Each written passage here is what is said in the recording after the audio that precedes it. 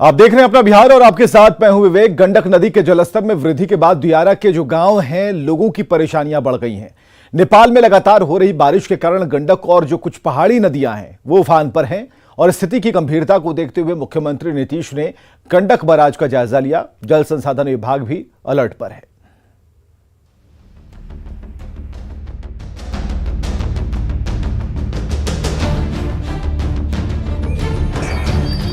पानी के आगे बेबस जिंदगी की ये तस्वीरें बगहा की हैं। दियारा के गांव के घरों में 3 से 4 फीट तक पानी भरा है, जिसकी वजह से लोग मचान पर चूल्हा रखकर खाना बनाने को मजबूर हैं। दरअसल नेपाल में लगातार बारिश के कारण गंडक के जल स्तर में लगातार बढ़ोतरी हो रही है। ऐसे में दियारा के लोग सुरक्षित स्थान पर पलायन कर रहे हैं। पीड़ित लोगों ने प्रशासन से मदद की गुहार लगाई है। इस गांव में बाढ़ आयल बाटे। इस साल में 3 बार बाढ़ आ गई। 3 बेर आयल, 2 बार तो पुले पर भाग के आदमी गए लगे। ई बड़े अचानक में आयल बाटे। कहाँ लइका फैका हमनी के रहे के व्यवस्था नहीं है। मगर इस साल में 2-4 बार बाढ़ आ चुका है। थोड़ा बहुत हमेशा था, लेकिन इस टाइम 2 टाइम ज्यादा बाढ़ आ चुका है। लेकिन हम लोग पिछला बेर तो जाकर सब बांधा पर गुजर बच सकती हैं। अचानक पानी इतना ज्यादा आ गया है, वो समस्या नहीं है। पानी के डिस्चार्ज को देखते हुए वाल्मीकि नगर बैराज से सभी 36 गेट को खोल दिया गया है। स्थिति की गंभीरता को देखते हुए सीएम नीतीश कुमार ने वाल्मीकि नगर गंडक बैराज का जायजा लिया। हुए हैं तो पूरे वाल्मीकि नगर गंडक बैराज में किस तरह से नदी में डिस्चार्ज बढ़ने के बाद क्या हालात हैं और गंडक बैराज पर किस तरह का कंट्रोलिंग व्यवस्था चल रही है, तटबंधों और सुरक्षा पर कैसे निगरानी रखी जाती है, तमाम बिंदुओं पर मुख्यमंत्री एक एक चीज को गहराई से देख रहे हैं। तो आप तस्वीरों में देख सकते हैं कि वाल्मीकि नगर गंडक बैराज की हम तस्वीरें दिखाने की कोशिश कर रहे हैं, जहां मुख्यमंत्री यहां अधिकारियों से जायजा ले रहे हैं और बाढ़ प्रभावित इलाकों में किस तरह की व्यवस्थाएं की गई है, क्या व्यवस्था की गई है। सीएम नीतीश कुमार ने वाल्मीकि नगर में गंडक बैराज का जायजा लेने के बाद अधिकारियों को जरूरी निर्देश भी दिए हैं। प्रशासन से लेकर के डिपार्टमेंट तक पूरा का पूरा एकदम अलर्ट है। तो उसी को देखने के लिए हम लोग आए कि कहीं ऐसा ना हो कि कहीं और ज्यादा बाढ़ की स्थिति हो जाए। तो उसकी के चलते हम लोग देखने आए थे। तो अभी तो फिर थोड़ा घटने लगा है, लेकिन संभावना है कि फिर थोड़ा सा बढ़े। लेकिन तो फिर ऐसी स्थिति में ही हर जगह अलर्टनेस उसी को देखने ही। गंडक में बढ़ते जलस्तर को लेकर जल संसाधन विभाग भी अलर्ट पर है। जल संसाधन मंत्री संजय झा ने कहा कि बाढ़ की स्थिति को देखते हुए अगले 3 दिन काफी अहम है। ये समय होता था कि अब बाढ़ खत्म हो गया, नॉर्मली विभाग में माना जाता था, और इस समय इतना पानी आ जाना उसके वो कहीं से भी समझ में नहीं, इस समय नहीं आता था इतना पानी जितना गंडक में आ गया है। लेकिन हम लोग बिल्कुल अलर्ट है। जो हमारा फ्लड फाइटिंग का मटेरियल काम है वो सारा कुछ हो रहा है, और लेकिन अगला जो 3 दिन है वो इम्पोर्टेंट है। नेपाल में लगातार बारिश के कारण गंडक के साथ कुछ पहाड़ी नदियां भी उफान पर हैं। एहतियातन नदी में नावों के परिचालन पर रोक लगा दिया गया है और तटबंधों पर 24 घंटे निगरानी रखी जा रही है। पटना से संवाददाता शैलेंद्र के साथ बगहा से संवाददाता मुन्ना राज की रिपोर्ट। इधर वाल्मीकि नगर में पानी फैलने के बाद स्वास्थ्य विभाग ने मेडिकल कैंप लगाकर लोगों का इलाज शुरू किया है। भिड़ियारी में स्वास्थ्य विभाग के कैंप में बड़ी संख्या में लोग पहुंच रहे हैं। स्वास्थ्य जांच कराने के बाद निःशुल्क दवाएं ले रहे हैं। बाढ़ प्रभावित इलाकों में महामारी को देखते हुए स्वास्थ्य विभाग अलर्ट है और स्वास्थ्य विभाग की तरफ से उन इलाकों में भी स्वास्थ्य विभाग की टीम को भेजा गया है और कैंप लगाकर प्रभावित लोगों को इलाज की कवायद चल रही है। क्योंकि जब जब बाढ़ का खतरा आता है और उस बाढ़ में कई तरह की बीमारी भी सामने आती है, तो देख सकते हैं कि इस तरह वाल्मीकि नगर के भिड़ियारी की हम तस्वीर दिखाने की कोशिश कर रहे हैं, जहां स्वास्थ्य विभाग का कैंप लगा हुआ है और प्रशासन की तरफ से तमाम व्यवस्थाएं की जा रही है जिससे किसी को कोई परेशानी नहीं हो। यहाँ पर बारिश के चलते जो भी संक्रामक बीमारी हो रही है, अतिसार है, बुखार है, पेट दर्द है, उल्टी है, इन सब की दवा हम लोग प्राथमिक उपचार कर रहे हैं और दवा दे रहे हैं। बाढ़ की स्थिति आती है, उसके बाद तमाम तरह की बीमारियां भी आती है और बीमारी को देखते हुए स्वास्थ्य विभाग पूरी तरह अलर्ट है और कैंप लगाकर लोगों का समस्याओं का समाधान जाना जा रहा है। तो आप तस्वीरें देख रहे हैं किस तरह कि बाढ़ से निपटने के लिए और जो प्रभावित लोग हैं उन लोगों के खिलाफ स्वास्थ्य विभाग आगे आया है और उन इलाकों में स्वास्थ्य विभाग पहुंचकर लोगों को का इलाज भी कर रहा है और मुफ्त में दवाएं भी दी जा रही है। मुन्ना राज, न्यूज़ 18, वाल्मीकि नगर। गोपालगंज के कई इलाकों में गंडक का पानी फैल गया है। लोग गांव छोड़कर जाने लगे हैं। गोपालगंज के 6 प्रखंडों के 10 से ज्यादा गांवों में गंडक नदी का पानी फैल गया है। सबसे ज्यादा प्रभावित जगरी टोला, बंगाली बीन टोला और कमल चौधरी टोला है। प्रशासन की तरफ से नाव मुहैया नहीं कराई गई है। अब लोग परिवार के साथ गांव छोड़कर जा रहे हैं। गोपालगंज में सदर प्रखंड के जगरी टोला में सबसे अधिक जो है तबाही है और लोग जो है बाढ़ प्रभावित इलाके से ये जगरी टोला के पूरे परिवार हैं जो पानी से होकर इस वक्त निकल रहे हैं। कैसे बच्चे हैं, महिलाएं हैं, सामान है लेकर अपने निकल रहे हैं। हम इनसे बात करें कि अंदर कितनी परेशानी है, गांव में कैसा अभी स्थिति है। पानी अभी बढ़ रहा है, पानी बहुत तेजी से बढ़ रहा है, लोगों को डर बना हुआ है और ऊंचे स्थान पर जाने के लिए बेचैन है सभी लोग। और पानी नाव का व्यवस्था नहीं है तो धीरे धीरे अपना। तस्वीरों में देखिए कैसे गोद में बच्चे लेकर जो है परिवार निकल रहे हैं। बच्चे को लेकर गोद में निकल रहे हैं, कैसा हालात है अंदर। हालात बहुत खराब है उधर। मान लिए कि उधर पानी पूरा भर गया है। मान लीजिए छोटे छोटे बच्चे हैं, खेलने में पानी में चला जाएगा, फिर दिक्कत हो जाएगा। इसलिए हम लोग परिवार के साथ निकल रहे हैं। परिवार है जगरी टोला के अंदर बसा हुआ है। कुछ महिलाएं हैं, इनसे भी बात कर लेते हैं। कितनी स्थिति इस वक्त जो है खराब है, क्या स्थिति है अंदर, कितनी परेशानी हो रही है। महिलाएं हैं जो काफ़ी परेशान हैं और तस्वीरों में आप देखिए एक बार कैसे यहाँ हालात है। नाव का इंतजाम जो है अभी तक प्रशासन की ओर से नहीं किया गया है, लिहाजा जो लोग हैं वो पैदल पार करके जान जोखिम में डालकर लौट रहे हैं। और अभी जो गंडक नदी है 4.5 लाख क्यूसेक, जो 4,45,000 क्यूसेक जो वाल्मीकि नगर बराज से पानी डिस्चार्ज किया गया, वो देर रात तक पानी गोपालगंज पहुंचेगा। लिहाजा उम्मीद जताई जा रही है, संभावना जताई जा रही है कि कल सुबह से पानी जो है गंडक का वो काफ़ी तेज़ी से बढ़ेगा और हालात और भी खराब होने की संभावना जताई जा रही है। गोविंद कुमार, न्यूज़ 18, गोपालगंज। गंडक बराज से छोड़ा गया पानी मुजफ्फरपुर तक पहुंच गया है। प्रशासन ने 3 प्रखंडों के लिए अलर्ट जारी किया है। गंडक के किनारे बसे इलाके के लोगों को सतर्क कर दिया गया है। मुजफ्फरपुर पश्चिमी के एसडीओ ने बताया कि पानी तेजी से मुजफ्फरपुर की तरफ बढ़ रहा है और जलस्तर पर लगातार नजर रखी जा रही है। साथ ही लोगों की सुरक्षा की व्यवस्था की जा रही है और माना यह जा रहा है कि शनिवार सुबह तक ज्यादा पानी गंडक में आ सकता है।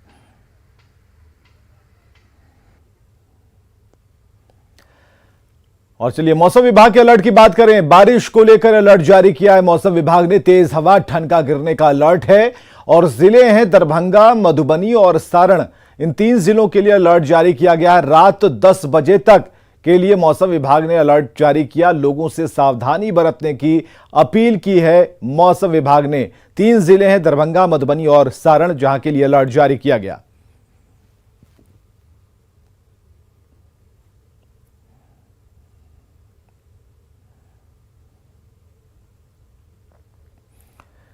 जनसुराज पदयात्रा के छठे दिन प्रशांत किशोर ने गौनाहा प्रखंड के देवराह से पदयात्रा शुरू की। सीएम नीतीश पर लगातार हमलावर रहे प्रशांत किशोर ने इस बार डिप्टी सीएम तेजस्वी यादव पर तंज कसा। तेजस्वी यादव ने कहा कि लालू का लड़का 9वीं पास है और वो डिप्टी सीएम है। अगर आपका बच्चा 9वीं पास होगा तो क्या उसे चपरासी की भी नौकरी मिलेगी। लालू जी के लड़का 9वां पास बा तो वो बनता का मुख्यमंत्री, और और लड़का 9वां पास रही तो चपरासियों को नौकरी मिली। बताई दे जरा, मिले के चाहिए ना मिली। लेकिन जेकर बाबूजी विधायक बाड़न, जेकर बाबूजी मंत्री मुख्यमंत्री बाड़न, उनकर लड़का 9वां फेल रही तो ओकरा नौकरी मिल जाये। हमार राजा बन के रही। इधर प्रशांत किशोर के बयान के बहाने बीजेपी ने तेजस्वी यादव पर तंज कसा और साथ ही सीएम नीतीश कुमार को तेजस्वी यादव को मैट्रिक पास कराने की नसीहत दी। आदरणीय प्रशांत किशोर जी ने जो बयान दिया है कि माननीय मुख्यमंत्री जी 9वां पास को उप मुख्यमंत्री बनाए हुए हैं, अगर वो सामाजिक में रहते तो चपरासी के भी नौकरी पर डांड हो जाते। अगर हम लोग के भी बाल बच्चा अगर 9वां पास रहता तो बिहार का उप मुख्यमंत्री नहीं बन सकता था, रोजगार के लिए तरसते रहता। और आज 9वां पास विद्यार्थी बिहार का उप मुख्यमंत्री बन करके और आईएएस डील कर रहे हैं। यह दुर्भाग्य है बिहार का। अभी से भी माननीय मुख्यमंत्री जी, आप में कुछ बचा है तो प्रशांत किशोर जी से कुछ शिक्षा लेकर के आप अभी से भी अपने उप मुख्यमंत्री जी को मैट्रिक तो पास करा दीजिए। तेजस्वी को लेकर प्रशांत किशोर के बयान को आरजेडी प्रवक्ता एजाज अहमद ने अनर्गल प्रलाप बताया है।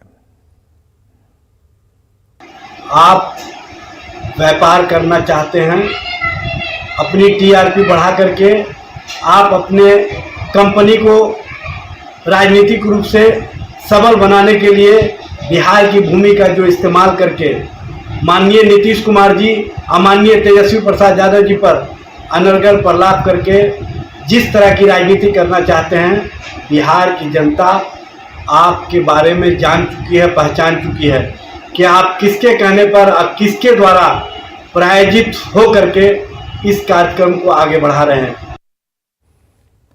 बीजेपी से राज्यसभा सांसद सुशील मोदी ने आरजेडी प्रदेश अध्यक्ष जगदानंद सिंह को लेकर बड़ा बयान दिया। उन्होंने कहा कि अगर उसमें थोड़ा भी स्वाभिमान बचा है तो उन्हें अपने पद से इस्तीफा देना चाहिए।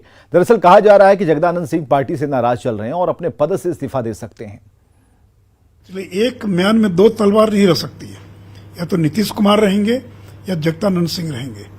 तो जगदानंद सिंह को इतने अपमान के बाद भी अगर वो अध्यक्ष पद पर बने रहते हैं तो ये तो जगता बाबू का अपमान है। तो इसलिए मैं तो उनसे कहूंगा कि अगर आप में जो थोड़ी भी स्वाभिमान बचा हो और बाकी लालू जी के चाटुकारिता करनी हो तो आप बने रह सकते हैं, लेकिन अगर स्वाभिमान है आप में, और मैं जानता हूं कि जगता बाबू स्वाभिमानी आदमी है, कॉम्प्रोमाइज नहीं करने वाले आदमी है, तो अगर अभी भी थोड़ा बहुत स्वाभिमान बचा होगा तो उनको इस्तीफा दे देना चाहिए। बिहार के वाल्मीकि टाइगर रिजर्व का बाघ आदमखोर हो चुका है। 9 महीने में 8 और पिछले 2 दिनों में 2 लोगों का शिकार कर चुका है। लिहाजा खतरे को देखते हुए अब बाघ के एनकाउंटर का ऑर्डर जारी किया है। 26 दिनों से 400 वनकर्मियों की टीम आदमखोर को तलाश कर रही है। बिहार के टाइगर रिजर्व में आदमखोर बाघ का होगा एनकाउंटर।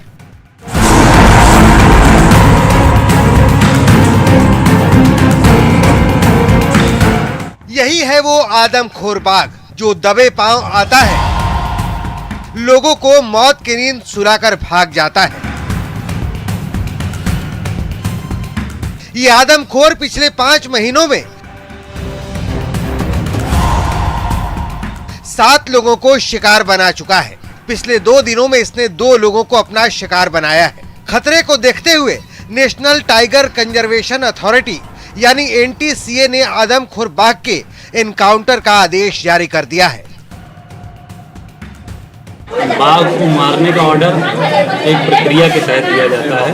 एक प्रक्रिया होती है जब वो निर्धारित हो जाता है कि वो बाघ जो है अपना जो वाइल्ड नेचर है, जंगल में रहने की प्रवृत्ति को छोड़ चुका है, पूरी तरह से जो है हैबिटेशन के अंदर पूरी तरह से जो है मानव वाले जहाँ पे मनुष्य रहते हैं उस एरिया में रहने का आदी हो गया है, तब उसके बाद जो है उसका ऑर्डर दिया जाता है। उस सारी प्रक्रिया को फॉलो करते हुए जो भी विशेष ऑर्डर वो सारे ऑर्डर दिए जा चुके हैं। अब आगे की कार्रवाई हम लोग द्रोणा, बालाजी, मणिकंठा और राजा ये 4 गजराज वाल्मीकि नगर टाइगर रिजर्व के आसपास के इलाकों की खाक छान रहे हैं। चप्पे चप्पे की तलाशी ली जा रही है। खेत खलिहान से लेकर मचान तक उस बाघ की तलाश हो रही है जो नरभक्षी हो चुका है। बाघ के एनकाउंटर के साथ ही बाघ को ट्रैप करने की भी कोशिश की जा रही है। इन सबको देखते हुए ये निर्णय लिया गया है कि अब यह बाघ जो है मनुष्य के लिए खतरा बन गया है और इसको देखते हुए चीफ वाइल्ड लाइफ वार्डन ने इसको dangerous to human life declare कर दिया है और एक फॉर्मल ऑर्डर पास करना होता है। वो ऑर्डर उन्होंने पास किया है कि इसको एलिमिनेट किया जाए। आदमखोर को पकड़ने के लिए वन विभाग ने 400 लोगों की पूरी फौज मैदान में उतार दी है। 60 फॉरेस्ट गार्ड, 5 वैन, 4 बड़े जाल, 2 ट्रैंकुलाइजर गन, 2 ट्रैक्टर, 40 CCTV कैमरे और 1 ड्रोन की मदद ली जा रही है। इसके साथ साथ 3 थानों के पुलिस और STF के जवानों की भी तैनाती है। बगहा से न्यूज़ 18 के लिए मुन्ना राज और पटना से रजनीश कुमार की रिपोर्ट। और बांका से बड़ी खबर है, महादलित की पिटाई से जुड़ा मामला, जहां हाथ पैर बांधकर पिटाई की गई है, झोपड़ी को आग लगा दी गई और पुराना विवाद बताया जा रहा है इसके पीछे, जिसमें दबंगों ने पिटाई की है। कटोरिया थाने के मोहपत्ता गांव की घटना है। नागेंद्र है हमारे साथ फोन लाइन पर। नागेंद्र, इस पूरे मामले में अभी तक क्या हुआ, अपडेट क्या है, पुलिस क्या कर रही है? नागेंद्र, जो पीड़ित है जिसको बांधकर मारा गया है, ये संतोष पुरी, उसका भाई पिंटू तुरी के द्वारा पुलिस को शिकायत की गई है कटोरिया थाना की कि मोहपाता गांव के सिकंदर यादव और उनके साथ करीब दर्जन भर लोग पुराने विवाद में आए और पहले उसको हाथ पैर बांधकर जमकर पिटाई की गई और उसकी एक झोपड़ी थी, झोपड़ी को आग लगा दिया गया। वो लोग घटना के बाद पुलिस भी वहां पहुंची है, पुलिस जांच पड़ताल में जुट गई है, लेकिन अब तक किसी की गिरफ्तारी नहीं हुई है। जो महादलित परिवार है, तुरी परिवार है, वो काफी डरा सहमा हुआ है। पुलिस की अपनी सुरक्षा की गुहार लगाई है और पुलिस कार्रवाई में जुटी हुई है। पुलिस जो आरोपी हैं उनकी गिरफ्तारी के प्रयास में लगी। चलिए, बहुत बहुत शुक्रिया नागेंद्र तमाम जानकारियों के लिए। और वैशाली के महनार से बड़ी खबर है, जहां बेखौफ बदमाशों ने जेडीयू के प्रदेश अध्यक्ष उमेश कुशवाहा के भाई के पेट्रोल पंप से 15,000 रुपए लूटे हैं। बाइक सवार 3 अपराधियों ने नोजल मैन से 15,000 रुपए की लूट कर ली और साथ ही दहशत फैलाने को लेकर 2 राउंड फायरिंग की है। पुलिस लुटेरे की पहचान को लेकर सीसीटीवी फुटेज खंगाल रही है। तेल मांगा, तेल दिए, पैसा मांगने गए, फायरिंग करना शुरू कर दिए। 3 गो से था, गाड़ी एफजेड था, 3 गो गाड़ी, एक गाड़ी पर सवार था। तेल दिए, तेल मांगने में पैसा मांगने में फायरिंग शुरू कर दी। सभी के पास हथियार था? हाँ, सभी के पास हथियार। 2 लड़का के पास हथियार था। कितना लूट हुआ है? 15,000 रुपया करीब। 15,000 के करीब। इसके आपके यहाँ से लूटा है? हाँ, हम ही के यहाँ से लूटा। फायरिंग कितना किया था? कर 2 फायरिंग किया। किधर की तरफ भागा? जंदाहा तरफ से आया, पटोरी की तरफ निकल गया। जेपी की जयंती के मौके पर सिताब दियारा में आयोजित कार्यक्रम में अमित शाह के शामिल होने पर जेडीयू के अध्यक्ष ललन सिंह ने तंज कसा। यह भी कहा कि अमित शाह सिताब दियारा में कटाव निरोधक का जो काम किया गया है वो जरूर देखें। जो काम किया गया है उसे देखना चाहिए और सिताब दियारा में कटाव निरोधी कार्य बिहार सरकार को और उत्तर प्रदेश की सरकार को कराना था। बिहार सरकार ने अपना पूरा काम किया, लेकिन उत्तर प्रदेश सरकार ने काम नहीं किया।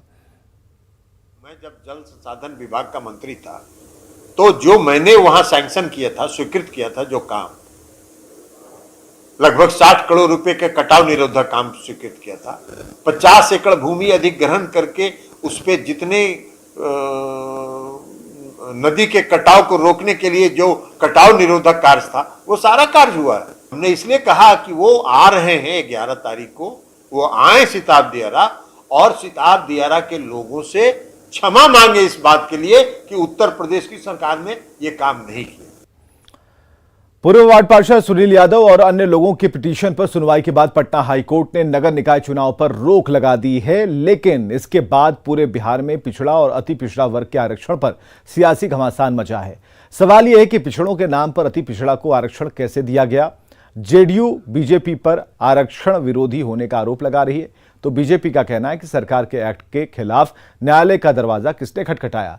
महागठबंधन के लोग ही न्यायालय जा रहे हैं और न्यायालय के फैसले पर जश्न मना रहे हैं। आप जातीय जनगणना कराएंगे नहीं और अति पिछड़े वर्ग को चिन्हित जहां है वहां कहेंगे कि इसको चिन्हित करने के लिए आयोग बनाइए। ये सब उलझाने वाली बात है। ये अति पिछड़े वर्ग के आरक्षण को उलझाना चाहती है भारतीय जनता पार्टी, और नीतीश कुमार जी जब तक हैं तब तक भारतीय जनता पार्टी की कोई भी साजिश सफल नहीं होगी।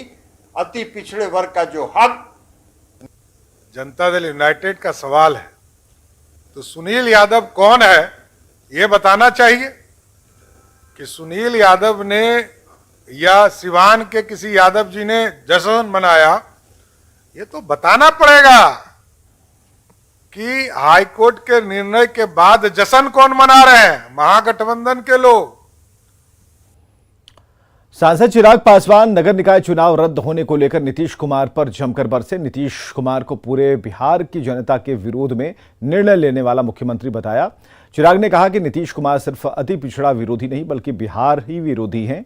चिराग पासवान ने सवाल पूछा कि मुख्यमंत्री ने बिहारियों के हित में कौन सा ऐसा काम किया, कौन से ऐसे निर्णय लिए हैं जिससे बिहार का विकास हुआ हो या फिर बिहार बाकी राज्यों से बेहतर प्रदर्शन किया हो।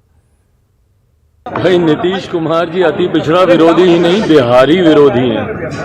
पूरी बिहार की जनता के विरोध में निर्णय लेने वाले मुख्यमंत्री अगर कभी कोई इतिहास में होंगे तो वो हमारे मुख्यमंत्री नीतीश कुमार जी ही होंगे। उनकी हर नीति, हर फैसला बिहार की जनता के विरोध में ही रहता है, इसमें कहीं कोई शक नहीं है। पूर्व केंद्रीय मंत्री दिवंगत नेता रामविलास पासवान की दूसरी पुण्यतिथि पार्टी कार्यालय में कल मनाई जाएगी। उनके छोटे भाई पशुपति कुमार पारस की अध्यक्षता में भव्य तैयारी की जा रही है। इस पुण्यतिथि में एनडीए के तमाम बड़े चेहरों को निमंत्रण पत्र भेजा गया है। इसके साथ ही 20,000 कार्यकर्ता रामविलास पासवान को श्रद्धांजलि देंगे। वहीं पार्टी कार्यालय में अभी से ही पकवान बनने शुरू हो गए हैं। कल पशुपति कुमार पारस जी ने पार्टी के राज्य कार्यालय में जो द्वितीय पुण्यतिथि का आयोजन किया है, इसमें पूरे सूबे बिहार से 20,000 कार्यकर्ता और लोग, पार्टी के कार्यकर्ता, दलित सेना के कार्यकर्ता कल आएंगे और देश के, पूरे देश के सभी राज्यों से जो पार्टी के पदाधिकारी हैं, नेता हैं, राष्ट्रीय नेता हैं, सब आएंगे। और पशुपति कुमार पारस जी ने एनडीए के तमाम बड़े नेताओं को, यहाँ बिहार से जो केंद्रीय मंत्री हैं, जितने बिहार के सभी एनडीए के सांसद हैं और सभी दलों के नेताओं को, सभी दलों के विधायकों को उन्होंने निमंत्रण दिया है। आगे देखिए जोहार झारखंड।